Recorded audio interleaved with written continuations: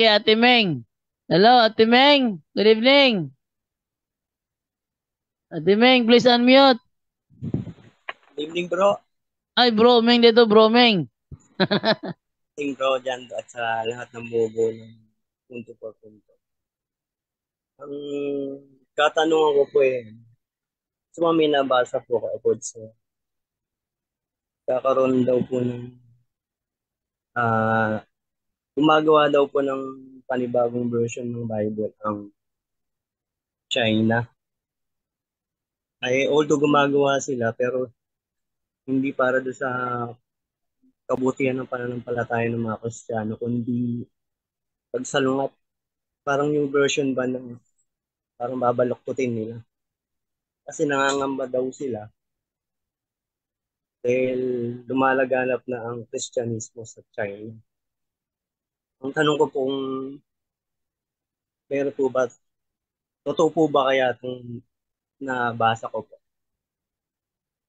Yun lang po. Okay, Brother Junre. Yes, pakiulit ko yung tanong bro na di ko na-gets. Malapit sa yun. South Korea ka eh. Bro, Jando, i-change mo yung camera mo kasi puro ako na naman, no? Ayaw kong pangit. Yan. Ano yung, ano mo, bro? Papo ka naman. Hindi, ayaw ko. Pangit tingnan. Pakiulit niyo yung tanong, bro. Ang tanong niya is, tungkol doon sa gumagawa raw ng panibagong Bible, ang China daw, pangunta sa Bible daw natin. Uy. Brother Meng, ikaw yung magpaliwanag. Ako. May nabasa po kasi ako, Bro Junry, about sa gumagawa ng panibagong version ng Bible ng Katoliko ang gobyerno. Panibagong version ng Bible ang Katoliko? Laruin natin. Ang gumagawa po, ibig sabihin para po siyang project. I mean, what you mean na ang Katoliko ang may gawa? Hindi po, China po. Government. Okay, so government, government project, gumawa-gawa sila ng ibang Bible. Opo, na new version ng Bible natin. Okay. So, version parang ginaya yung version natin. Pero ano ang pero doon? Ang ano po is hindi para kumbaga sa side ng Kristiyano kundi gagawa sila ng kumbaga parang babaluktutin nila kasi nangangamba na sila dahil lumalaganap na ang Kristiyano sa China. Yes. So, sige na yan. Sige, patuloy bro. Sorry, patuloy. Kumbaga marami nang nagpa-practice ng mga underground na mga misa, gano'n. So, pag-alaman ng government ng China na dumadami na ang Kristiyano sa China. So, nangangamba sila kapag darating daw ang panahon na, di ba, communist country sila, baka daw, kumbaga, bumaliktad na pagdating ng panahon, kaya gumagawa sila ng new version ng Bible para baluktutin ang Bible ng Kristiyano. Okay. Nalabas pa daw siya ng 2033. Okay. So, ang sagot natin yan, hindi yan bago no sa Biblia dahil hinulaan na yan ni Apostol na Pedro. Ito nga yung sabi ni Apostol na Pedro no, sa ikalawang Pedro 3:16. Sa lahat ng sulat niya tungkol sa paksang ito, ganito ang lagi niyang paalala. Kaya lang, ang ilang bahagi sa kanyang mga sulat ay mahirap unawain. At binibigyan ng maling kahulugan ng mga mangmang at magugulo ang pag-iisip.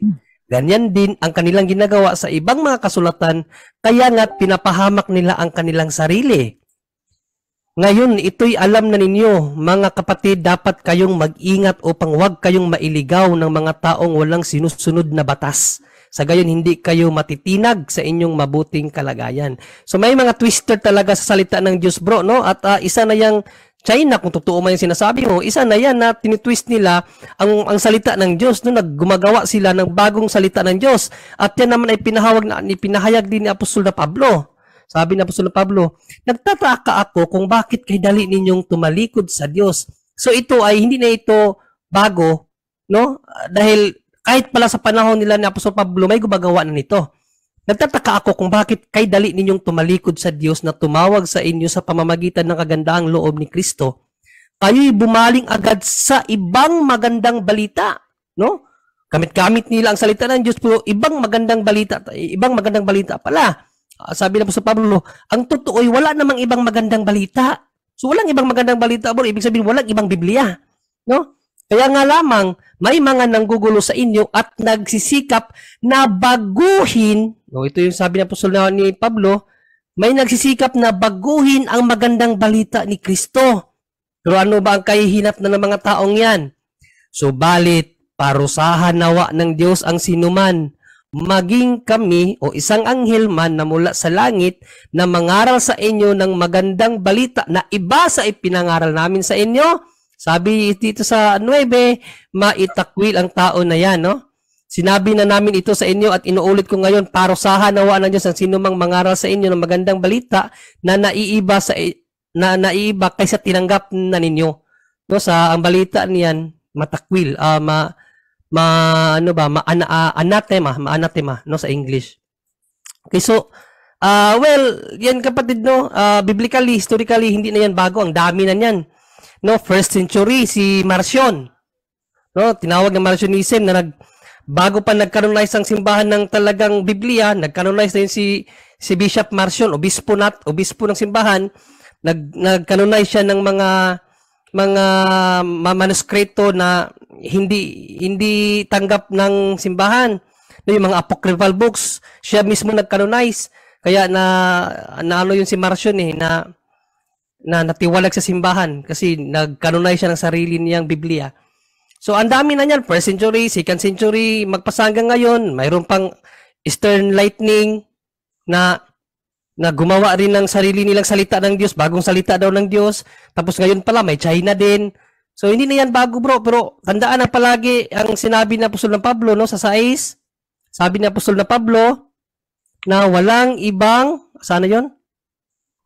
Ako'y hindi ko pa pala naipakita, no? Sabi dito, ako'y namamangha na kay dali ninyong magsilipat sa ibang ibanghilyo buwat sa tumatawag sa inyo ng biyaya ni Kristo, na ito'y hindi ibang ibanghilyo kundi mayroong ilan sa inyo nagsisigalig at nangangaibig na pasamain ang ibanghilyo ni Kristo sa magandang balita Biblia.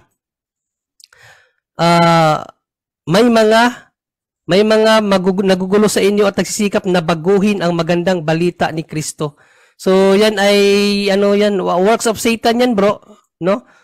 Works of Satan, hindi yan tama at kung mayroon mang magbigay sa inyo na bagong Biblia o bagong balita daw, huwag niyong tanggapin, no?